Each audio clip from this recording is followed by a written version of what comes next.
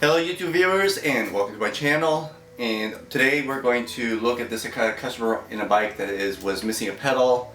So what I'm going to do is look through my stash of pedals that are similar to this one and just see what's happening.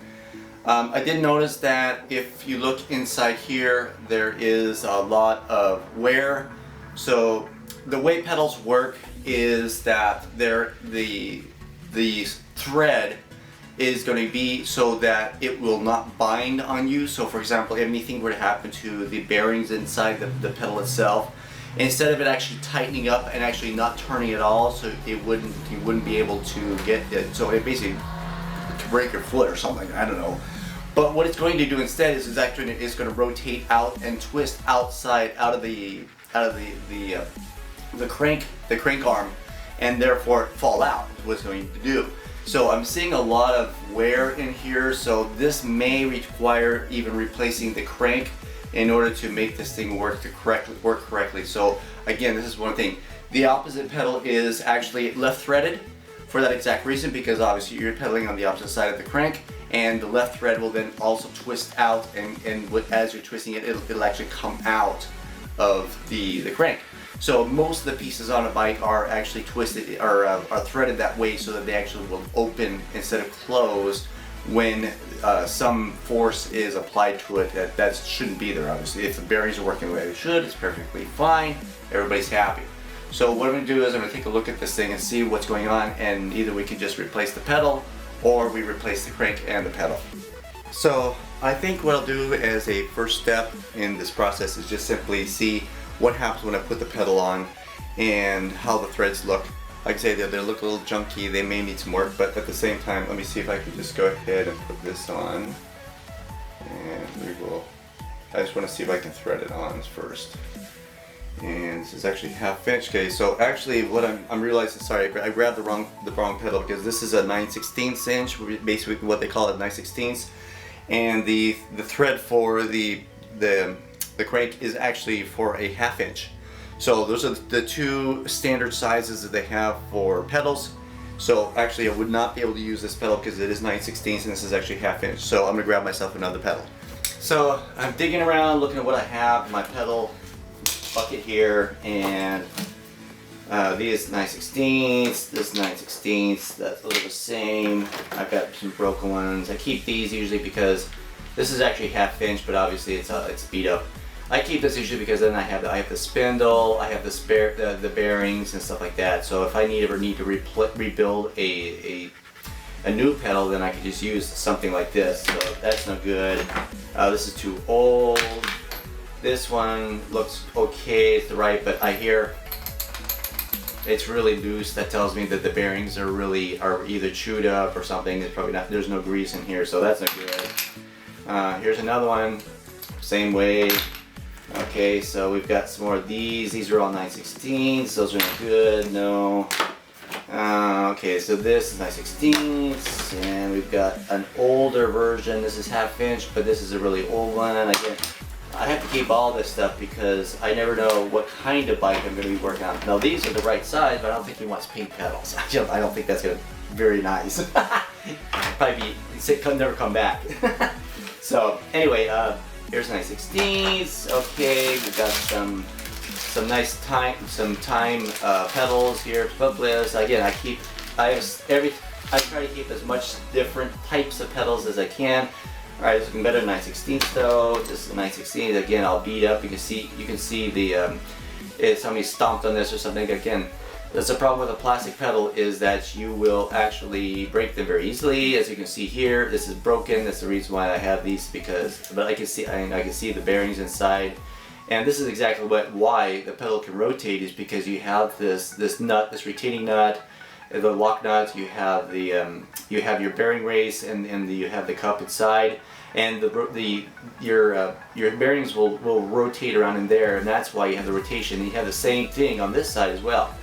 Usually these are not too bad because they're protected by this dust cap here, so that you don't get too much fouling on this side. It's usually on this side because again, this is open, and dirt and water can get in there, and the grease will start to leak out. So that's also another thing. So no good there. Oh, that's the wrong one. This is the one I want to keep the other side. And this is what I'm keeping as my reference. All right, so this is no, and okay, here we go. This is looking better. This is looking better, but I think it's half inch. I'm going to switch this out. So this is half inch, but this is not necessarily the same size. And I see the dust cap is coming off. All right, 9/16. Okay, this is looking better. No, 9/16. No good, no good. This is the old clip-on pedals that were used way back, 30, 40 years ago. Before the clipless pedals came into vogue, people started using clipless pedals. Are so much better. I don't know how many times I've fallen over because I could get my foot out of this thing because I cinched this down really nicely when I was first riding bikes with clip-on pedals, and that was always a problem. So anyway, okay, here we go. I think this is looking pretty good, although it is definitely very stiff. It doesn't rotate very well, but this is similar to the pedal that's on this bike. So I'm going to take a look at this one. And I have two, and this is the left hand, this is the right hand. So let's take this, and let's see if I can just find anything else that might work before I just say no. So, sorry, let me describe this. So this here is a little plate that you can put on a clipless pedal, which is this. So this is a Shimano clipless pedal. And if you clip this in, this is the reason the clipless pedals, because you have a cleat, then you put the cleat in here, and you can either have this as a regular pedal, or what you can do then, of course, is use this, and you have the cleat in your shoe, and the cleat will slip and will click into place here, and then you can. The important thing of having a clipless pedal is that you can pull and push on the same with the same stroke. That's the important stuff. It's basically having power on both sides. Very nice, very nice. So anyway, but that's what I'm looking for right now. So here's some Shimano 109s, and this is some other clipless pedals. So I've got these here, and again, lots of clipless pedals as well. There's some Mongoose ones. They're branded. Okay, here's another one, and this actually is looking to be the same. And let's see how it rotates. Oh, stuck completely. Okay, so because this is more or less a set, I'm not going to say it is exactly a set. I can see there's a little bit of difference. As a matter of fact, I'm looking at these kind of look the same. So maybe I'll keep these, but these are both right-handed. Okay, so that is no good. I'll keep these two together, I guess. I can do that. Alright, so this is looking pretty good. I might use this. And let's go back down to here. And no, none of those. I'm getting almost to the bottom of my barrel here, and I have my bucket, and I'm not finding anything. Ooh, wow, that is interesting. See, when all else fails, use duct tape, or in this case, painter's tape. But you can see the same thing. It's snapped. The plastic broke off the housing here, and of course you have your bearings exposed. This is so common. But I don't throw this stuff away because I could use it. So I just go ahead and toss it in with all the other stuff. If I ever need it, then I can pull out the bearings, take out any of the spindle, anything that I could possibly use to replace or repair another pedal.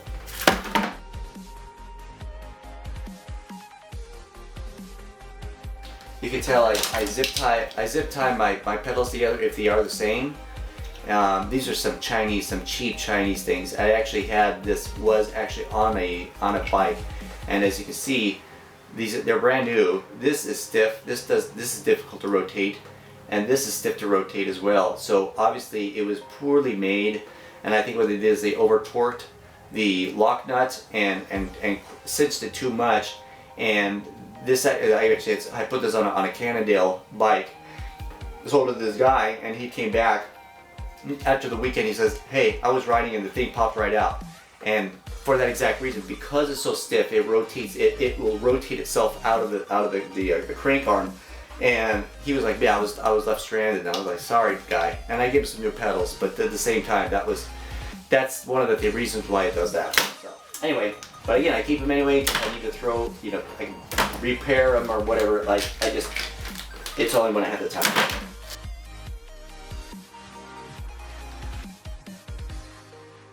All right, so now I have the right pedal. I'm gonna go ahead and just test it out. I know this is stiff, so I'm gonna have to work on that. So I'm just gonna go in and put this in here, and let's see how it feels. Yeah, there's a lot of play, and I'm not feeling that the thread is grabbing too well. So I have a feeling like somebody was riding this thing. Yeah, that is not good. Okay, so. It's really, it's somewhat stiff. It looks like it's getting past the initial burr at the front of the thread. But wow, that's tough. All right, let's try that a little bit more here. Yeah. Okay. So yeah, that's not good. That's not good. All right. So it's not threading in like say, and I can see that the thread looks really fouled up. So I have one of two options. I can either Okay, so I have one of two options here. I can either A, replace the whole crank, put on a new crank and all that, just replace the pedals, and then this will be fixed. Or what I do is what they call chase the threads. And chasing the threads is where you actually take a tap and die, and actually I think there's one's a tap, one's a die, one's out, one's in. This would be a die, I believe it is. So you take a die and you tap. You're actually going to chase the threads on the inside, and therefore you basically kind of fix, or in a sense, the thread on the pedal, the crank arm, so that it allows the pedal to thread in correctly. The problem is that I probably do not have an English thread, because since this is a 1/2 inch, then the measurements are going to be in English measurements and not in metric. So I probably do not, luckily it is right threaded, so for the most part everything is right threaded, but since I don't have this, I'm gonna have to check to see if I have this kind of thread in my tap and die set, and if I do not, then I may just be out of luck and just replace the whole crank. So again, this is some of the options that I have at my disposal right now. And until I can determine exactly what it is, I mean, I could probably brute force, I could probably crank this thing on there and it'll stay. It'll stay. But again, do I want to risk having it strip out completely and then leave the poor guy stranded with the whole thing just, you know, again, like it is now, no pedals? No, I want to fix this thing. So again, the way that I'm going to fix this thing is, again, we'll see.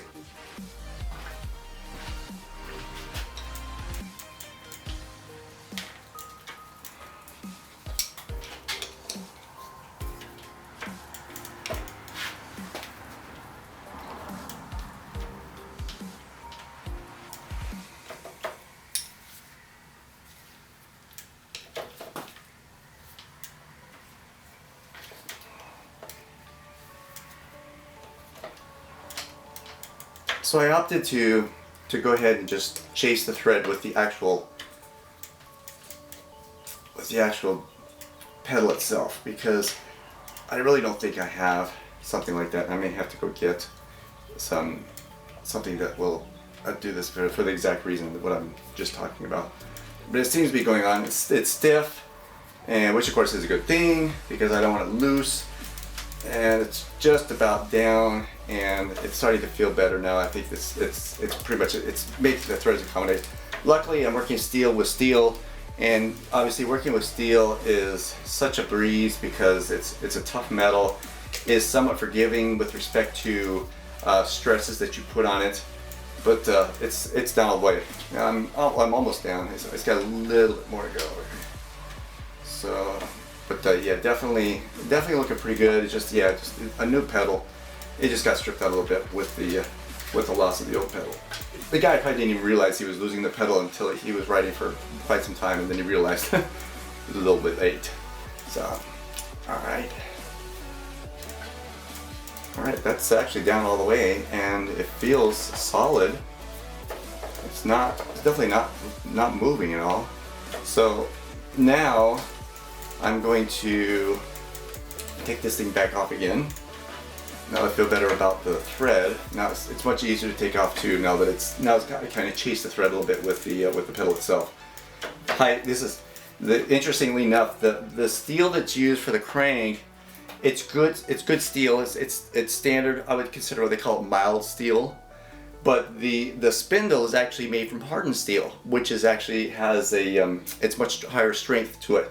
So it actually it would seem better to do it this way, to actually chase the thread, because this is a softer metal in at least in this situation.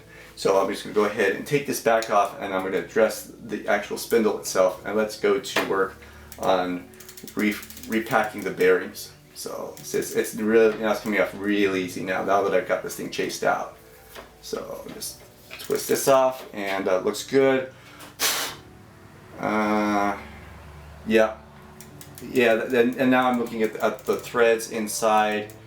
They look much better. I can see that there's a lot more continuity now, but then it wasn't all rough, and you see, because you can see the top, the ridges of all the thread are all chewed up, and I don't see that now. So it looks like I think this might work. So luckily this is going to be a quick fix so far. Never say never, right? It's looking pretty good. So definitely want to fix this so the pedal spins freely, and because this, I can see rust around here. So obviously this is a typical bike pedal off a bike that's been left out in the rain and causes rust, and of course all the grease is gone from inside. So we'll fix this.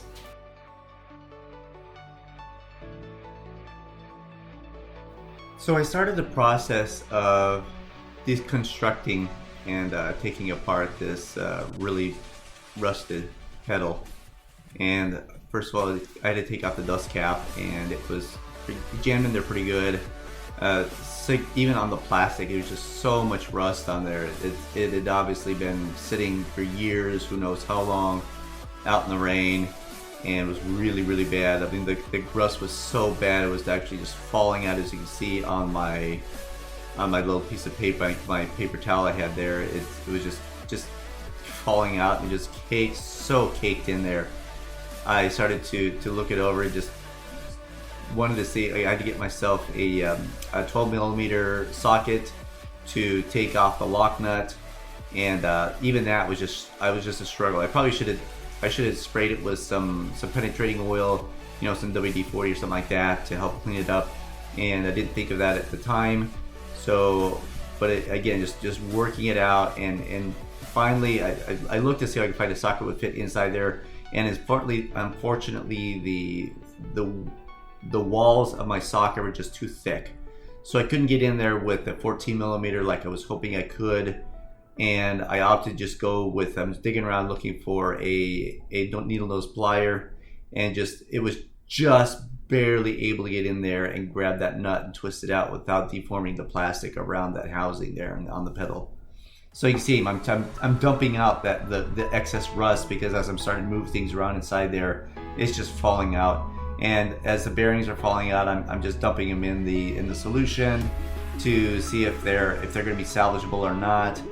And from there I said, okay, I was able to get it out, dumped out all the bearings that looked in there, and it was looking pretty bad. I mean, just all the cones were looking bad, the races were not too bad, were pretty bad. But the spindle actually looked rather well, and that's the critical piece that I needed, because that spindle is hardened steel. Again, it's not mild steel, so it actually will resist some of the rusting better than others. So I went ahead and cleaned it up with my Dremel tool, and said, okay, just to see if it was good enough, if I could salvage this thing. And after I did that, I looked at the bearing race and kind of cleaned that up a little bit.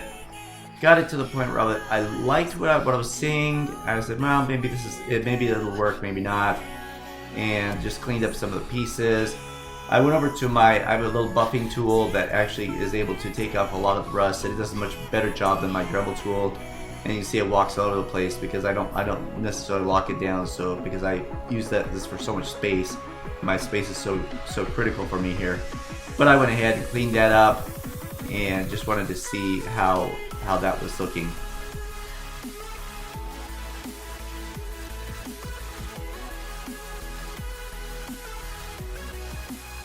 Okay, so I polished up the bearing race and the lock nut, and I'm not satisfied with the way it looks. There's a lot of pitting inside there. It's just too far gone.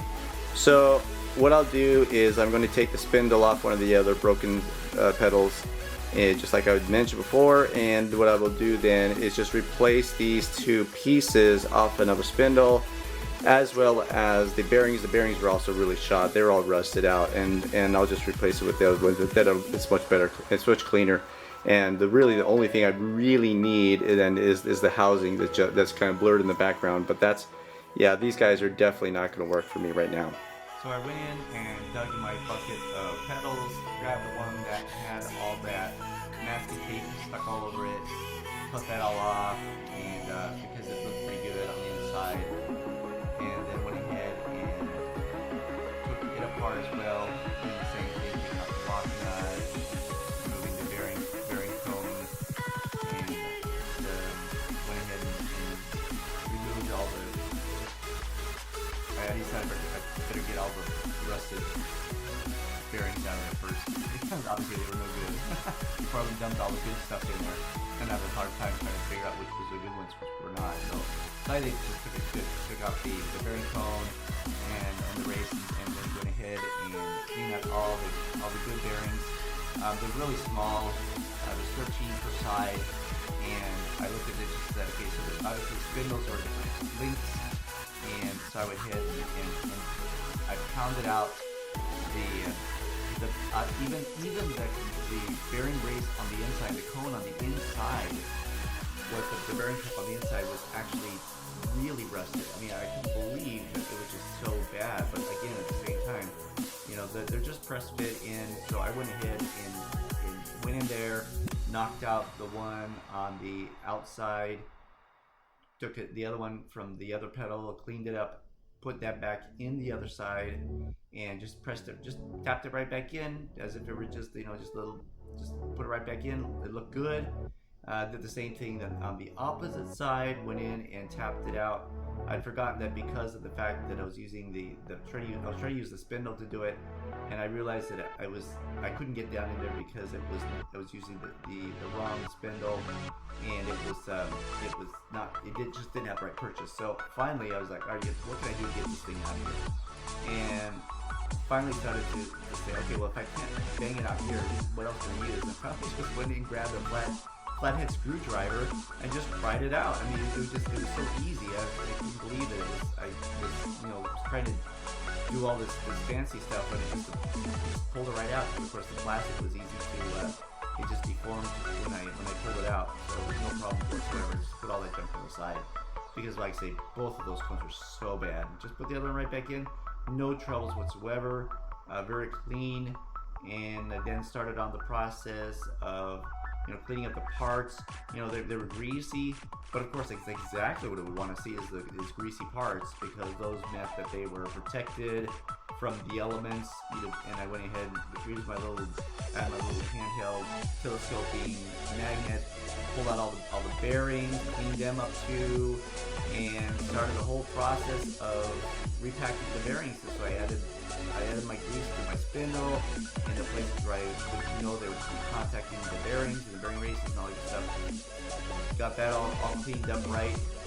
Did a good job of getting those set up, and then started adding the bearings. And what I did is I had a screwdriver that had a magnetic tip, and just put a bunch of grease in there on one side, and went ahead one by one, just took each one and put it in there. And the magnet doesn't have to be strong. Matter of fact, I just want it strong enough to pick up those little ball bearings and then put them in there. And even after a while, I was like, you know what, this is a little cumbersome using my little screwdriver, and I used my little poker and used that thing because it also was magnetic, just enough to grab it. And so I was a little happy about that.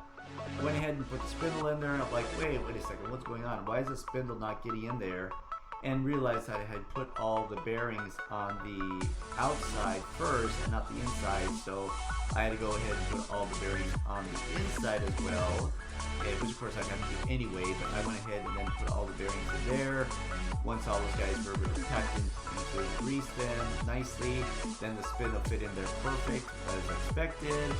Put the bearing race on, put the lock washer and the lock nut, made sure it was well greased so this wouldn't happen again. The hard part was trying to get that bearing race down all the way, seated nicely, and unfortunately I did run out of time on my video, so I had to cut this short.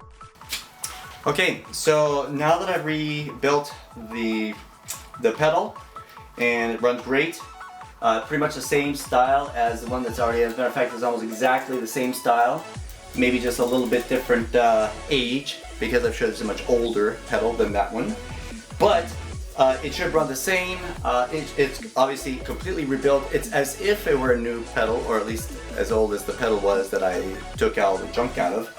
But this will now be able to go in without any troubles. Obviously we've got, just go ahead and thread it in. Make sure I don't cross thread. That's always a problem. I have to be very careful not to cross thread it. And just make sure that it's running good here. And there we go. So we've got it going in now nicely.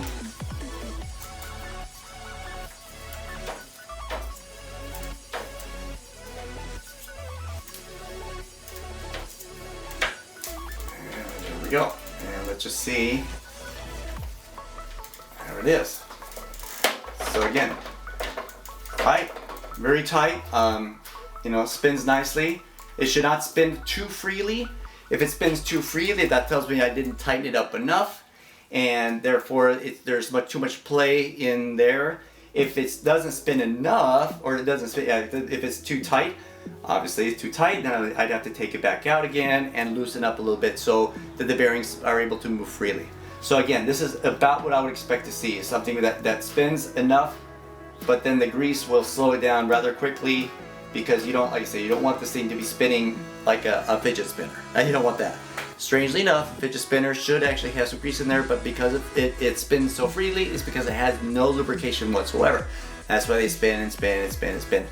But they don't last. Alright, so looks good. I think this bike is now ready to go. For more videos like this, please subscribe to my channel and click on that bell icon so you're notified of new content.